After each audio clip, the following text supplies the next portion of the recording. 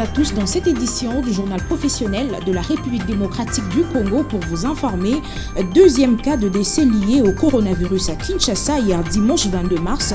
C'est le ministre de la Santé publique qui l'a annoncé via son compte Twitter sans plus de détails sur l'identité de la personne décédée. Le docteur Eteni Longondo a par ailleurs précisé que les équipes d'hygiène s'organisent pour un enterrement digne et sécurisé. Notons que le premier décès dû au Covid-19 à Kinshasa est intervenu dans la nuit de vendredi à samedi 21 mars dernier à l'hôpital du Cinquantenaire. Il s'agit du directeur de cabinet adjoint de la ministre de l'économie. 4 nouveaux cas de coronavirus viennent de s'ajouter sur le 32 testés positifs, ce qui ramène à 36 le nombre de personnes atteintes du coronavirus en RDC, annonce faite ici par le ministre de la Santé publique, le docteur Eteni Longondo. Lubumbashi, deuxième ville touchée par le coronavirus. 2 cas ont été testés positifs dans les chefs-lieux de la province du Haut-Katanga. Il s'agit de 2 personnes en provenance de Kinshasa par un vol de Congo Airways qui avait à son bord 75 passagers. Le gouverneur de cette province qui affirme que les passagers de ces réguliers seront retracés a ordonné le confinement de Louchoua pour éviter la propagation de la pandémie. Patrick Ngour. Haut-Katangaises et Haut-Katangais, Mesdames et Messieurs, l'inévitable a frappé notre province.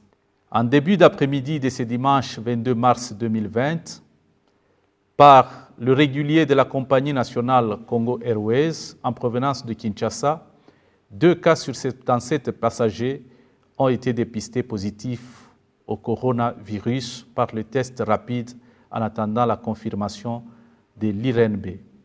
Il s'agit d'un homme âgé de 47 ans et de son fils de 13 ans, tous congolais, qui ont tout de suite été pris en charge par les services habilités et placés en quarantaine et sous surveillance dans un centre médical approprié. Il est donc décrété sur toute l'étendue de la province du Haut-Katanga 48 heures de confinement total dès ce lundi 23 mars en vue de rechercher les 75 autres passagers ainsi que leurs contacts indirects afin d'éviter la propagation de la maladie. Toutefois, les 75 passagers ayant pris le vol en question sont priés de rester chez eux et de contacter le service médical au numéro ci-après, plus 243 81 40 39 998 pour un dépistage et une prise en charge adéquate. Seuls les militaires et les policiers qui sont de service sont autorisés à circuler pour des tâches bien spécifiques. À eux s'ajoute le corps médical en service ainsi que tout autre fonctionnaire couvert de l'autorisation de sa hiérarchie. Aucune activité ne sera tolérée sur toute l'étendue de la province du Haut-Katanga durant la période de confinement, y compris la circulation de tous les moyens de transport, camions, bus, voitures, motos, vélos, hors-bord et pirogues.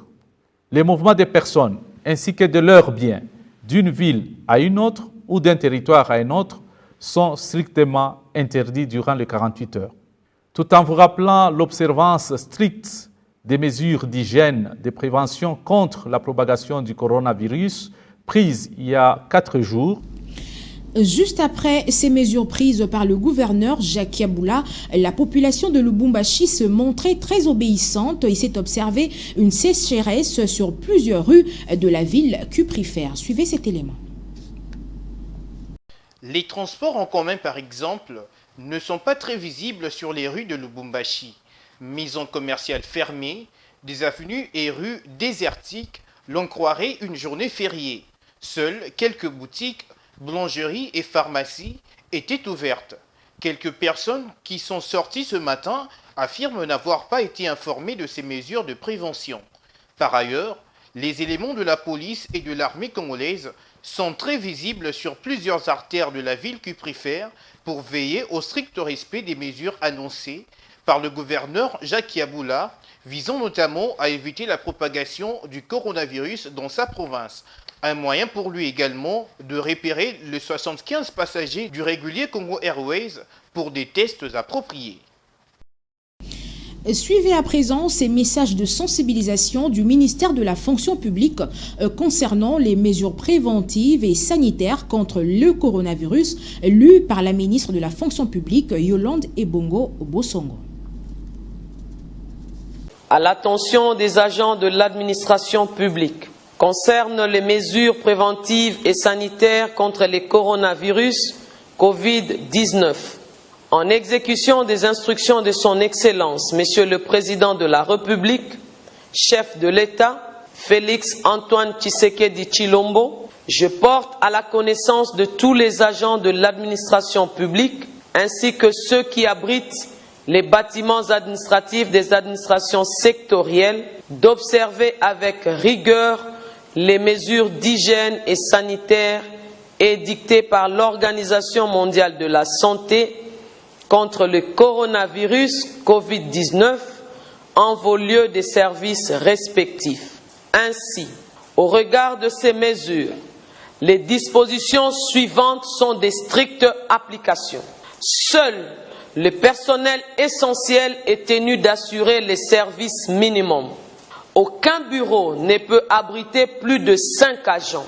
Les lave-mains sont placés dans toutes les entrées des bâtiments administratifs. Les entrées et sorties au sein des 10 bâtiments seront contrôlées et filtrées, ainsi qu'un prélèvement de la température des agents et visiteurs seront observés. Toute personne dont la température est au moins à 37,5 degrés n'aura pas accès au bâtiment. 6. Tout cas suspect de coronavirus d'un agent de l'État sera signalé et acheminé au centre de santé de prise en charge le plus proche. Une équipe sanitaire composée des agents qualifiés est mise en place dans toutes les entrées et sorties des bâtiments administratifs. Les attroupements des agents au sein des bâtiments sont strictement interdits. Ainsi, les visites doivent-elles être sensiblement réduites. Les chefs de service sont censés désigner les agents pouvant assurer la permanence au bureau durant cette période de service minimum. Notez bien, les secrétaires généraux et les directeurs généraux de l'administration publique, à savoir ministères, services et institutions publiques, sont chargés de l'exécution sans faille du présent communiqué qui tient lieu de faire part. Pour toute information irrélative, prière contacter ce numéro 081 052 62 58 ou 085 885 08 55. Que Dieu nous protège tous. Je vous remercie. Timothée Fika-Lenoir appelle le ministère de la Santé à communiquer avec plus de clarté possible sur le cas de contamination et de décès du coronavirus en RDC. Cet analyste politique partisan de la thèse de flou dans la communication du docteur Etienne Longondo lance par ailleurs un appel pressant à la population congolaise en général au respect de règles d'hygiène pour limiter la propagation de la pandémie. Il est au micro de Patrick Ngouo et Dinanganga.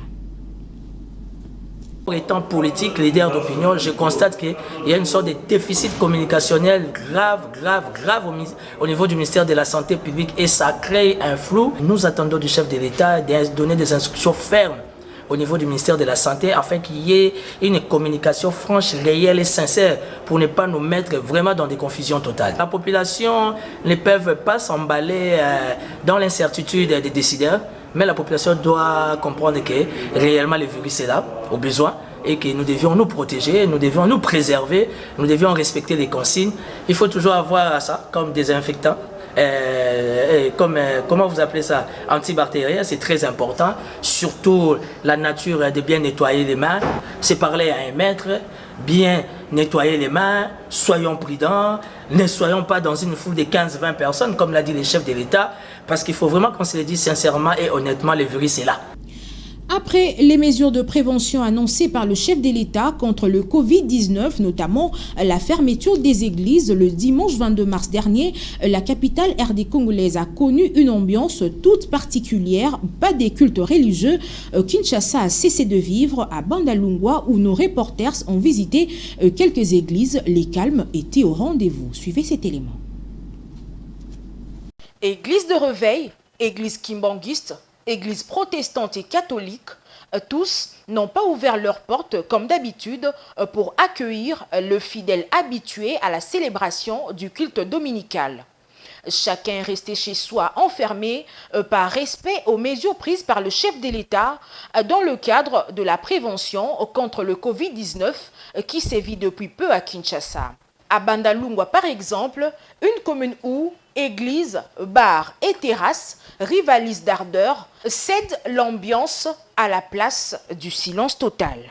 Aucun décidel en provenance des églises de réveil ou de bars disséminés à travers les rues de Bandalungwa. Notons que c'est le mercredi 18 mars dernier que le président de la République a annoncé une série de mesures à même d'endiguer la propagation de la pandémie du coronavirus dans les pays.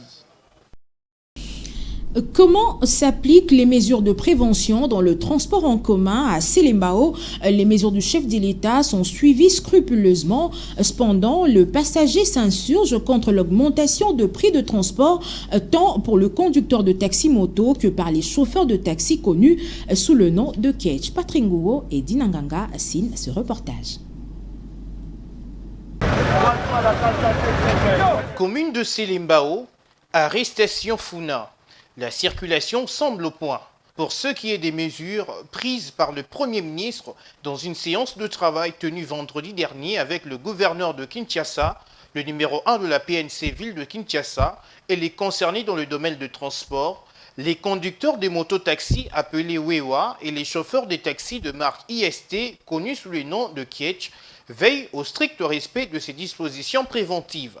Seulement, les clients se plaignent de la hausse de prix de la course qui passe soit de 500 francs à 1000 francs.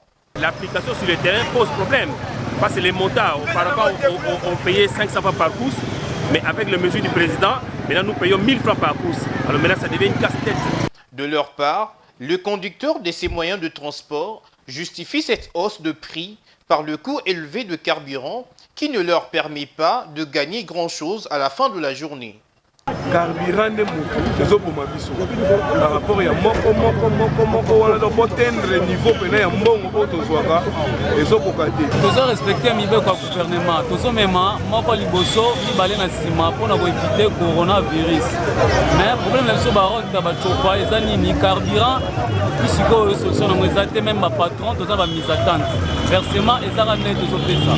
Rappelons que les bus Transco ne pourront transporter à leur bord que 20 passagers, les bus dits Esprit de Vie 16 passagers, les minibus à leur tour 10 passagers, les tricycles 2, les mototaxis 1 personne et les taxis 3 personnes. On reste dans la commune de Selembao, cette fois au marché de la Liberté, dit marché Selembao. Là également, les mesures de prévention sont respectées. Seuls les denrées alimentaires y sont commercialisées. Certains vendeurs trouvés sur le lieu s'y plaignent de ces mesures qu'ils jugent sévères. Reportage Patrick Nguo et Dinanganga, encore une fois de plus. Au marché de la Liberté, connu sous le nom de marché Selembao, seuls les étalages réservés aux denrées alimentaires peuvent être aperçus. Quincailleries, magasins, lieux de vente de vêtements, tout ressemble au désert, conformément aux dispositions des préventions contre la propagation de la pandémie de coronavirus. Malgré le respect strict de ces mesures, quelques commerçants qui ont chômé aujourd'hui laissent entendre leur mécontentement, car selon eux, attraper de quoi se mettre sous la dent et fonction des mouvements journaliers. Population tokuvana ndenge nini pendant un mois oyo mokonzi mboka lobaki tokosuka wapi ngai toza bobisi tokoma bato ya taux du jour na Congo soki oteki nde ozwi biloko ya kolia sikoyo tokoteka te bato oyo botie bateka biloko ya kolia banani bakosombela bango. Les vendeurs de denrées alimentaires joignant leur voix à celle de leurs collègues demande aux autorités de revoir cette disposition susceptible de porter atteinte à la bonne marche de leurs activités. Décision pour biso ba msuto vivre na ba cop maga bobi ke maladi yango na mboka bolu kwa moyen bo sala soki kisi soki ni po sunga biso po bato bino bo bloquer wana eza bango ba sala ka weni baza ba charge ba bokola ka bana bango ko lia na ko futa bandako to somba na biso o kuna azoteka bilamba dako teka bilamba ayeko somba biloko ya kolia bon biso pe lisusu toteka biloko ya kolia na posa ko somba lamba na ke ko somba bon siko bango bateka te bon biso siko bata biloko ya kolia tozoteka ezo simba te mais batu pe ya kolia pe toza quand même pe moi toza pe quand même ebele bata kolia pe toteka biloko ya kolia toza pe ebele est-ce que virus ko zo biso te. De ce qui précède, il n'est pas inutile de se souvenir que ces mesures sont instituées dans le cadre de la lutte contre la propagation de la pandémie de Covid-19. Et puis, sachez qu'Oli Lunga, ancien ministre de la Santé, a été condamné ce lundi 23 mars à 5 ans de travaux forcés par son arrêt. La Cour de cassation précise qu'il écope également de 5 ans de privation de droits civiques et d'interdiction d'accès aux fonctions publiques et para-étatiques. Il est reconnu coupable de malversation financière de fonds alloués à la riposte contre la maladie à virus Ebola. Bâtissons la confiance avec l'Office congolais de contrôle qui assure sans conteste dans sa mission de protéger la population dans le lieu de travail et accompagne les industriels. Je vous propose donc de suivre la carte postale de l'OCC.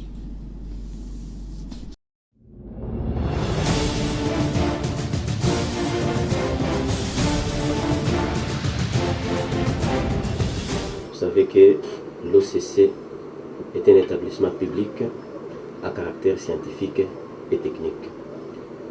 Il s'occupe de l'évaluation de la conformité tierce partie pour la détermination de la quantité, de la qualité des produits, que ce soit à l'importation, à l'exportation, ainsi que les produits fabriqués localement.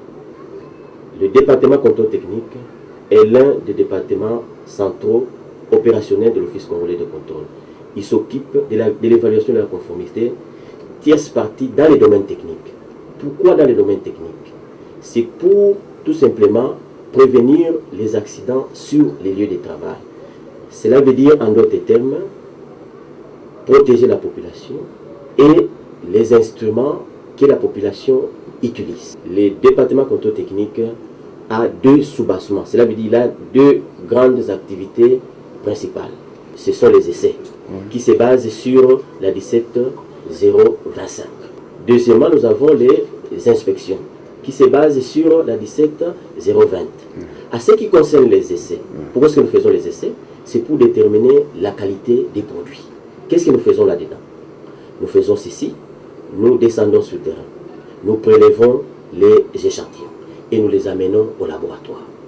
Et au sein de notre laboratoire, nous procédons aux mesures. Et ces mesures-là seront comparées aux résultats se trouvant dans la norme. Si ces mesures de la norme concordent avec les mesures que nous venons d'effectuer, nous disons que ce produit-là est conforme. S'il ne concorde pas, nous disons que ce produit-là est non conforme. Alors, quels sont les produits que nous mesurons au sein de notre laboratoire?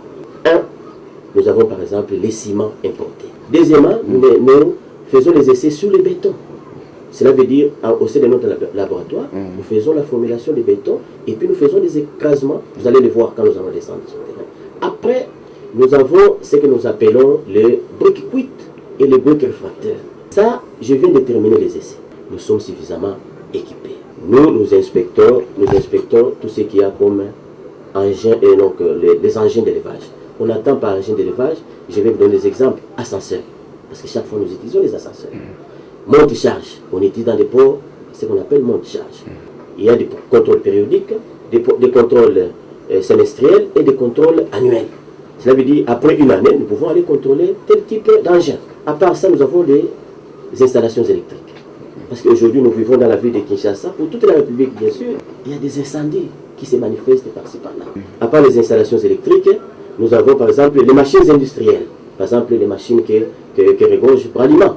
Il a des chaînes de production. Nous devons vérifier le dispositif de sécurité s'il marche correctement ou bien ne marche pas correctement. Nous avons un programme d'inspection. Quand un inspecteur technique descend sur le terrain, l'inspecteur est suivi. Ces inspecteurs-là sont très bien formés parce que l'inspecteur doit être mieux formé que la personne que nous contrôlons. Si nous arrivons sur le terrain et que la personne-là commence à donner des leçons à l'inspecteur, vous voyez ce que ça fait. Raison pour laquelle la direction générale du comité de gestion d'aujourd'hui dispose suffisamment de moyens pour que nos inspecteurs soient formés dans des meilleures écoles. Il y a des gens qui vont, par exemple, dans des grands laboratoires en Europe. Il y a ceux qui vont en Afrique du Sud, dans des grands laboratoires. Et il y a ceux qui vont même du côté Asie. La population doit faire confiance à l'OCC en général et en particulier au département contrôle technique. Et raison pour laquelle nous faisons toutes ces préventions-là. On ne le fait pas au hasard. Que la population puisse avoir confiance. Que les opérateurs économiques laissent la porte ouverte pour que nous puissions les accompagner.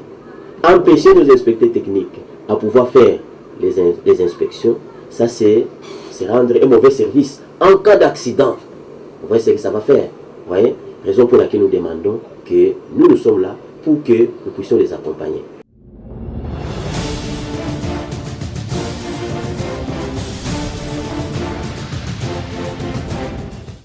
Saisissez l'opportunité. Voulez-vous devenir journaliste professionnel en République démocratique du Congo ou encore partout ailleurs? C'est très simple, contactez le bureau de l'APIC. Pour la première fois en République démocratique du Congo, un centre qui forme les journalistes professionnels au standard international. Venez vite vous inscrire. L'Action pour la promotion de la presse indépendante au Congo, APIC, vous offre une opportunité pour votre avenir. L'APIC forme des journalistes sur la radio, la télévision et la presse écrite. Il s'agit d'une formation de très haut niveau professionnel, assurée par des professeurs d'université et par des journalistes étrangers. Avec cette formation accélérée que donne l'APIC, vous pouvez travailler comme journaliste partout à travers le monde, dans des pays francophones, anglophones, arabes et autres. À la fin de la formation, un stage professionnel est obligatoire. Surtout, vous qui n'êtes pas encore journaliste, venez à la hâte vous inscrire pour suivre cette formation de qualité supérieure. L'APIC est reconnu comme un haut lieu du savoir en journalisme, même aux États-Unis d'Amérique. Avec la formation de l'APIC, vous devenez journaliste professionnel. Cordial bienvenue. Et ce n'est pas tout. À l'APIC, vous pouvez également écrire et parler correctement la langue anglaise en si peu de temps. Les détails dans ces publi-reportages. Voulez-vous parler anglais comme si vous étiez aux États-Unis d'Amérique ou en Angleterre? Voici cette grande occasion qui vous est offerte à travers le centre d'anglais APIC avec des méthodes modernes. Le centre d'anglais APIC utilise tous les outils modernes pour un anglais parfait. L'anglais, c'est la langue la plus manipulée à travers le monde. N'hésitez pas un seul instant car dans le centre d'anglais APIC, il y a un grand club à travers lequel vous aurez l'opportunité de parler anglais tout le jour. L'anglais de Washington et de Londres deviennent une réalité en République démocratique du Congo grâce au centre d'anglais APIC. Hâtez-vous car les places sont vraiment limitées. Venez vite vous inscrire pour bien parler anglais. Now.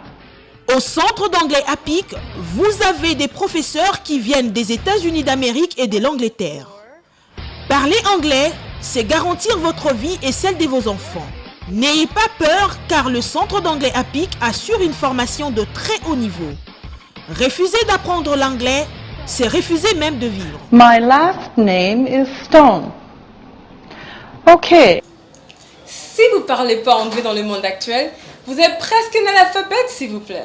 Venez vite vous inscrire dans le centre anglais APIC. Vous allez parler anglais dans quelques mois seulement. What are you going to do tomorrow? I'm going to go play volleyball at the beach. Vous êtes docteur d'État, doctorant, licencié, gradué, diplômé d'État. Venez apprendre l'anglais des affaires au centre d'anglais APIC. L'anglais, c'est votre passeport pour les voyages à travers le monde. Ne pas parler anglais aujourd'hui, c'est devenir sourd-muet, surtout lorsqu'on voyage.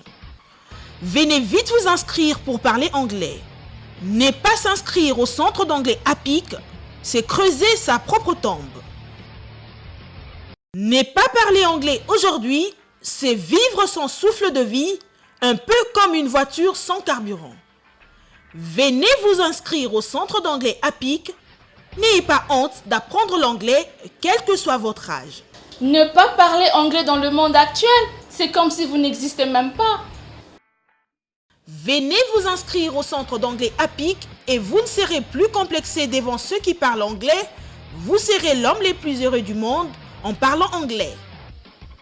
Ne pas parler anglais, c'est vivre en enfer.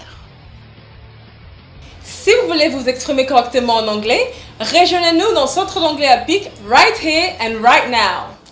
Pour plus de détails, contactez-nous au numéro suivant.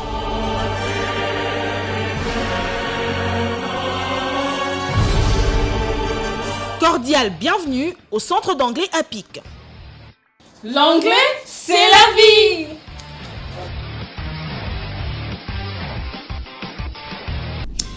Fin de cette édition du journal professionnel de la République démocratique du Congo.